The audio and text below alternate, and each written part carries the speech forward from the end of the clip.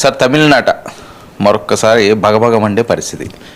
Junior Stalin dialogues target Vijay త్రిషగా ఆయన మాట్లాడడం, అరెస్టు, హై టెన్షను గతాలు మళ్ళీ పునరావృతం అవుతున్నాయి. వాళ్ళ తాతల దగ్గర నుంచి వచ్చిన నేపథ్యం అవుతుంది. అప్పుడు జయలలిత వర్సెస్ కరుణానిధి మళ్ళీ ఎందుకు ఈ రకంగా జూనియర్ చేస్తున్నాడు. స్టాలిన్ టైంలో అయితే పెద్దగా ఇలాంటివి అంత ఎక్కువగా లేని పరిస్థితి చూసాం మనం. సో మళ్ళీ కిందకు వచ్చేసరికి రెండో తరం వచ్చేసరికల్లా ఈ రకంగా ఉదయనిధి స్టాలిన్ జూనియర్ స్టాలిన్ అంటే కానీ ఇప్పుడు ఆయనే ప్రతిపక్ష నాయకుడు, తండ్రి ఓడిపోయినందువల్ల ప్రతిపక్ష నాయకుడుగా ఉన్నారు, ఉప ముఖ్యమంత్రి కూడా. చాలా అర్థం లేని వ్యాఖ్యలు, అసభ్యమైన వ్యాఖ్యలు చేశాడు. ఎవరు కూడా హర్షించరు, అసలు అటువంటివి చేస్తారని కూడా ఎవరు ఊహించరు. అందులో ఒక నటీమణిని త్రిషను ఉద్దేశించి ఎన్నికల ప్రచారం ముందు నుంచి ఇంకేమీ సమస్య లేనట్టు త్రిష అని ఆమె చుట్టూ తిరిగారు, చాలా స్టోరీలు చేశారు, ఆమె ఎక్కడ ప్రార్థనలు చేశారు, లేకపోతే ఏమయ్యారు, ఇవన్నీ ఇంకా శుభాశుభాలతో నిమిత్తం లేకుండా. ముఖ్యమంత్రి అయినప్పుడు కూడా ప్రమాణ స్వీకారం నాడు చాలామంది కెమెరాలు విజయ్ని ఎంతసేపు చూపించారో, ఆ ముందు వరుసలో కూర్చున్న త్రిష మీద కూడా అంతేసేపు. అంటే తమిళనాడు రాజకీయాల్లో మీరు అన్నట్టుగా ఇది ఒక దుస్సాంప్రదాయం, చెడు సాంప్రదాయం. వ్యక్తిగత విషయాలు తీయటము, కుటుంబాల గురించి చెప్పడము, భార్యల గురించి వాళ్ళ మీద ఏదో చెప్పడం, దానికోసం ఒక పెద్ద నెట్వర్క్ ఉంటుందండి. ఎప్పుడు కథలు, బూతు కథలు, అసభ్యమైన కథలు, తిట్లు ఇవే సాగుతుంటాయి. సో ఈయన కావేరీ జలాల గురించి మాట్లాడాలి. కావేరీ జలాల గురించి మాట్లాడటం కోసం ఆ ర్యాలీ డిఎంకే పెట్టింది. ఆ ర్యాలీలో హఠాత్తుగా కావేరీ నీళ్ళు వస్తాయో లేదో ఈయన మటుగా అక్కడికి పోవాల్సిందే అని చాలా బూతులాగా అసభ్యంగా మాట్లాడేశాడు. అందరు షాక్ అయిపోయారు. ఇంకా అంటే మంత్రిగాను అంత పెద్ద కుటుంబం ఇవన్నీ ఇలా మాట్లాడడం ఏంటి అని. దాంతో మళ్ళీ వెంటనే దాన్ని అలా కాదు ఇలా కాదని కప్పిపుచ్చే ప్రయత్నం చేశారు. దీన్ని విజయ్ మంత్రివర్గ సభ్యులనండి, అభిమానులు, టీవీకే పార్టీ వాళ్ళు చాలా సీరియస్గా తీసుకున్నారు. అప్పుడే ఒక మంత్రి అర్జున్ అనే ఆయన మంత్రివర్గ సభ్యుడు చాలా తీవ్రంగా దీన్ని మేము వదిలిపెట్టబోవట్లేదు, ఇది ఒక దురలవాటుగా మారిపోయింది, ఇష్టానుసారం చేయటం, స్త్రీలను గురించి ఇలా మాట్లాడడానికి మీకు అసలు సంస్కారం లేదా, సిగ్గు లేదా అని ఆయన చాలా తీవ్ర స్థాయిలో విరుచుకుపడ్డారు. అందులో ఆమెమి రాజకీయాల్లో ప్రత్యక్షంగా లేదు. ఈ కథలు, కాకరకాయలు, లేకపోతే గ్యాసిప్స్ వీటి చుట్టూ తిరగడం తప్పితే రాజకీయాల్లో లేని వ్యక్తి గురించి, అందులో మహిళ గురించి, పోనీ మామూలు మనిషి అంటే చాలా పాపులర్ యాక్ట్రెస్ అన్ని దక్షిణాది భాషలన్నింటిలో, అటువంటి ఆమె మీద ఈ నిరంతరం చేయటము, అది కూడా కావేరీ జలాలు లాంటి ఒక సున్నితమైన అదే ఒక భావోద్వేగమైన సమస్య, దాంట్లో ఇది ముడిపెట్టడం, దీంతో చాలా తీవ్రమైన నిరసన వచ్చింది. తెల్లవారుజామున వెళ్ళి స్టాలిన్ను అరెస్ట్ చేశారు. డిఎంకే వాళ్ళే కాదు, టీవీకే వాళ్ళే కాదు, అన్ని పార్టీలు కూడా ఇది సరికాదన్నారు. అయితే అరెస్ట్ చేయాలా వద్దా? ఇప్పుడు అరెస్ట్ చేశాక వాళ్ళు హైకోర్టులో యాంటిసిపేటరీ బెయిల్ అడిగారు. ఇప్పుడు కోర్టు విచారణ చేస్తుంది అర్జెంటుగా వినడానికి న్యాయమూర్తి గారు ఒప్పుకొని. కానీ ఒకసారిగా దేశం బగ్గుమంది. తమిళనాడులో మళ్ళీ ఎందుకు ఈ వికృత సంస్కృతి, ఈ బూతుల సంస్కృతి, మహిళలను కించపరిచే సంస్కృతి వచ్చింది అని అందరూ ఒకసారిగా నివ్వెరపోతున్న పరిస్థితి. తమిళనాడులో లాగే చేయాలని కొంతమంది ఇతర చోట్ల, ఈ మధ్య కూడా తెలుగు రాష్ట్రాల్లో తిట్లు, మహిళలు వచ్చినప్పుడు అనేక సార్లు మనం ఆ వాతావరణం అది తీసుకురావద్దు అని అనడం కూడా మనం విన్నాం. ఇదే కాకుండా ఈ అరెస్ట్లో అర్ధరాత్రి అన్నది కూడా మళ్ళీ వాళ్ళకి అదొక అలవాటు. వ్యక్తిగతమైన అంశాలు, కుటుంబాలు మీరు చూస్తారు కదా, తమిళం నుంచి తెలుగులోకి డబ్ చేసిన సినిమాలన్నీ ఈ ఘర్షణ లాంటివి, అంటే పాత ఘర్షణ దగ్గర నుంచి చాలా సినిమాల్లో 2-3 కుటుంబాలు ఉండటము, అన్నదమ్ముల మధ్య ఘర్షణ చూపిస్తుంటారు. వాళ్ళకి అదొక అలవాటు. అందులో ఆ క్రమంలో తీవ్రంగా జయలలిత లాంటి చాలా పాపులర్ హీరోయిన్, ముఖ్యమంత్రి, ఆమె తిరుగు లేకుండా అధికారం చెలాయించారు. ఆరోపణలు, అవినీతి అది వేరే, కానీ వ్యక్తిగా ఆమెకు అసాధారణమైన అభిమానం ఉండేది. కానీ జయలలితని గురించి ఎన్నిసార్లు నిజంగా మాట్లాడుతూ వచ్చారు. వాళ్ళ పార్టీ వాళ్ళే, ఉదాహరణకు ఎంజీఆర్ మరణం ఆ సమయంలో ఇవన్నీ కూడా మనం చూసాం. చాలా దురదృష్టకరమైనగా చాలా అసహ్యకరమైనటువంటి, అసభ్యమైనటువంటి అంశాలు ఇవి. వీటిని మహిళా సంఘాలు అందరూ కూడా వీటిని ఖండించారు. రాజకీయ పార్టీలు కూడా, రాజకీయ నాయకులు రాజకీయంగా ఎంత తీవ్రమైన అంశాలైనా మాట్లాడవచ్చు. వ్యక్తిగత విషయాలు, లేకపోతే కుటుంబ విషయాలు, లేకపోతే గ్యాసిప్స్, ఈ బయట ఉండేటటువంటి చెత్త కబుర్లు ఇవన్నీ తీసుకొని వచ్చి మాట్లాడడం మటుకు చాలా తప్పు. ఇప్పుడు ఏమైంది ఆశ్చర్యకరంగా, ఉదయనిధి స్టాలిన్ వాళ్ళ తాత కరుణానిధిని కూడా జయలలిత ఇలాగే అరెస్ట్ చేశారు. ఇప్పటికీ ఆ వీడియోలు తిరుగుతుంటే స్టాలిన్ కూడా కరుణానిధి కూడా చాలా, ఆయన పేరే కళా ఇది కదా, కళానిధి వాళ్ళ మనవడు అనుకో. ఈయనకు కూడా ఒకటి ఉండేది కళాయిమామ అనేది, ఇటువంటి కళాయిమామని మహిళలకు ఇస్తారు. ఆయనకు కూడా ఉండేది కళాయింగర్ కరుణానిధి. ఆయన కూడా నోరు జారీ జయలలితను ఏదో అనేసరికి అది చాలా దుమారానికి దారితీసింది. అప్పుడు చాలా సందర్భాలు ఇటువంటివి చూసాం. కానీ ఉదయనిధి స్టాలిన్ విషయానికి వస్తే ప్రభుత్వం ఉన్నప్పుడు ఉదాహరణకి ఈయన సనాతన ధర్మం అది కాదనేది అన్నప్పుడు బీజేపీ వాళ్ళు చాలా ఇచ్చేశారు.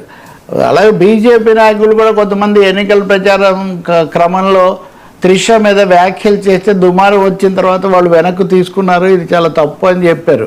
ఇప్పుడు చాలా ఆశ్చర్యకరంగా బీజేపీ కూడా టీవీకేను సమర్థిస్తుంది.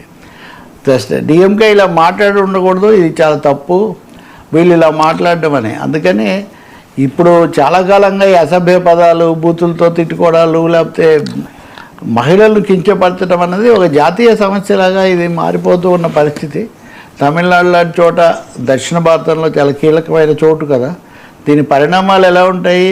కానీ పశ్చాత్తాపం లేదు, ఏదో పొరపాటున అన్నాము అట్లా. నేను ఎవరిని వ్యక్తిగతంగా అనలేదు, నా ఉద్దేశం అది కాదు అని సమర్థన కోసమే పాకులాడుతున్నారు. రెండవది సాంకేతికంగా బయలు ఎలా తెచ్చుకోవాలని ఆలోచిస్తున్నారు. కానీ అసలు ఒక మహిళ పేరు, ఈ వ్యవహారంతో సంబంధం లేని వాళ్ళ పేర్లు ఎందుకు తీసుకొని రావాలి? మనం తెలంగాణలో, ఆంధ్రప్రదేశ్లో కూడా చూసాము, రకరకాల నాయకులు వాళ్ళ భార్యలు లేకపోతే వాళ్ళకి సంబంధించిన వాళ్ళ పేర్లు తీసుకురావటము, కథలు వదలటము, పుకార్లు సృష్టించడం, ఇటువంటివి. ఈ దుష్ట సంస్కృతి అనేది కొనసాగితే మటుకు చాలా రాజకీయం అన్నదానికి అర్థమే లేదు. ప్రజాస్వామ్యంలో విషయాలు మాట్లాడండి.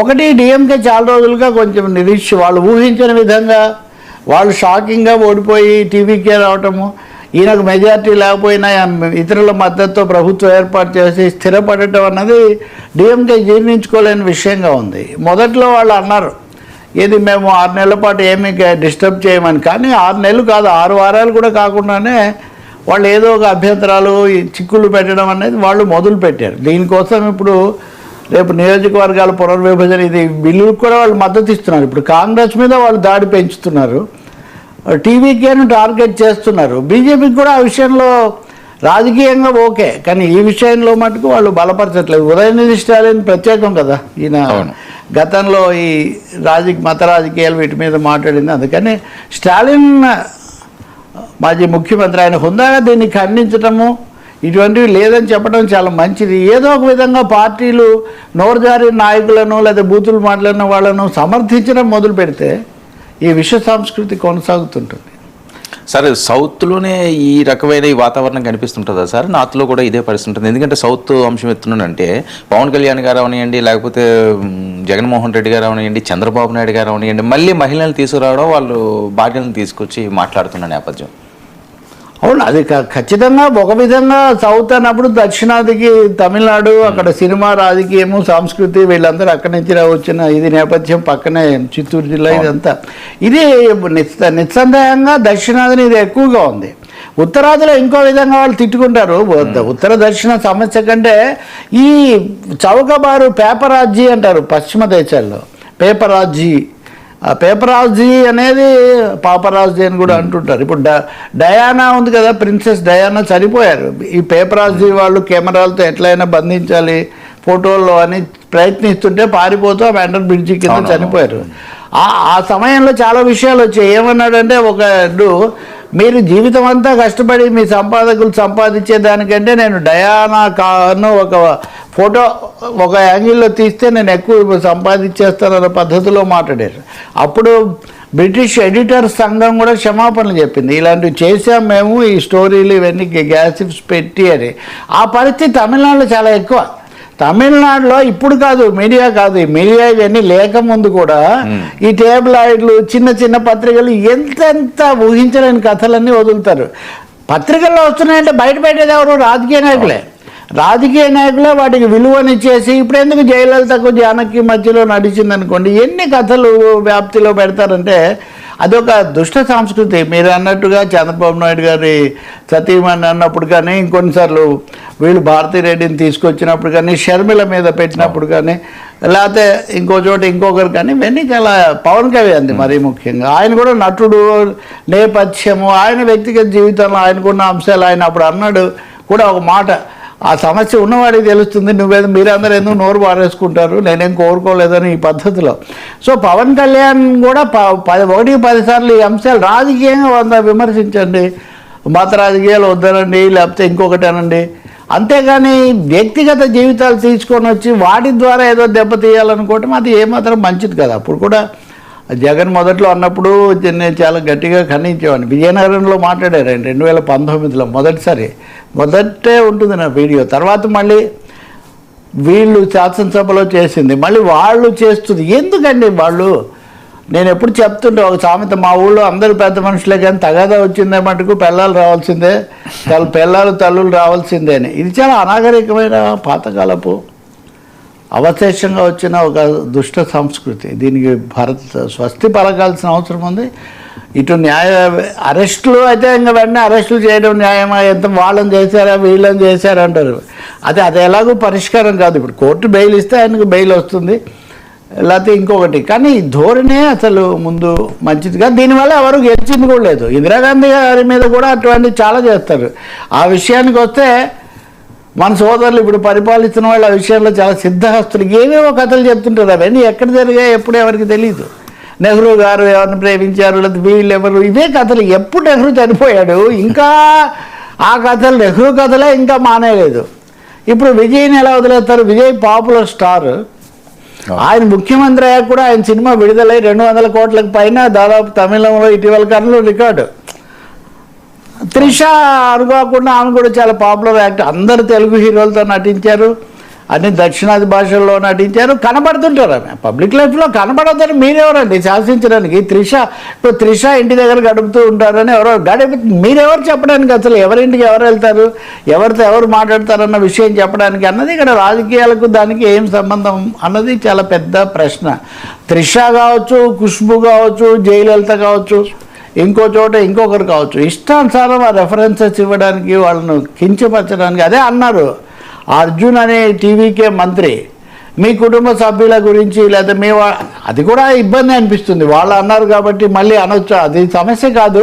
కానీ ఎవరిని అన్నా కానీ ఇదే ఉంటుంది, అందరూ మనకు సంబంధించిన వాళ్ళే అన్న విధంగా చూడాలి కదా. కాబట్టి తప్పకుండా ఇది దురదృష్టకరం. ఇంకోటి చూడండి, విజయ్ ముఖ్యమంత్రి అయ్యాక చేసిన సమీక్షలు అవి మొత్తం మీద ఏదో నెట్టుకొచ్చాడు, బాగానే ఉంది, కొంచెం కొత్త వాడైనా అని అందరూ అనుకున్నారు. వివాదాలు కొంచెం తక్కువగా, అలాగే అవినీతిని తట్టుకోను, లేదా ఎవరినైనా వెంటనే తీసేస్తాను ఇట్లాంటివి చెప్పడం. 1-2 ఆయన సన్నిహితులకు పదవులు ఇస్తే అందరూ విమర్శిస్తే వాళ్ళని పక్కన పెట్టాడు. ఇవి విధానపరమైన అంశాలు. ఇప్పుడు ఆయన కావేరీ జలాల మీద చర్చకి వెళ్తారంటే దాని మీద కూడా వీళ్ళు దుమారాలు లేవనెత్తారు. ఇప్పుడు నిజమైన సమస్య కావేరీ మీద, ఇవి తాకట్టు పెడుతున్నాడు, అఖిల పక్షానికి వెళ్ళకూడదు, ఇటువంటివన్నీ మాట్లాడారు. కాబట్టి ఇక్కడ డిఎంకే మళ్ళీ పునరుద్ధరణ కోసం చేస్తున్న ప్రయత్నంలో కృత్రిమంగా ఉద్రేకాలు పెంచే ఒక ప్రయత్నం కూడా ఈ మాటల్లో ఉండొచ్చు. ఈ మటుకు చాలా తప్పు సార్. ఈ హై టెన్షన్ కూడా, దీని ఆధారంగా టెన్షన్ పెంచడం మరొక సమస్య తమిళనాడులో. ఇప్పుడు ఐఏఎస్ల మీద దాడులు, జర్నలిస్టుల మీద దాడులు చాలా చూసాం కదా. ఇప్పుడు టెన్షన్ వస్తుంది. ఇప్పుడు డిఎంకే వాళ్ళు ఒక అంశం దొరికిందని వీధుల్లోకి వచ్చి వాళ్ళు గొడవలు ప్రారంభించారు. ఇవి ఎక్కడికి పోతాయి? ప్రభుత్వం ఎలా రియాక్ట్ అవుతుంది? ఇవన్నీ సమస్యలు. కాబట్టి ప్రశాంతంగా ఉండటము, చట్టబద్ధంగా వ్యవహరించటము, సంస్కారంగా సారీ చెప్పడం దీనికి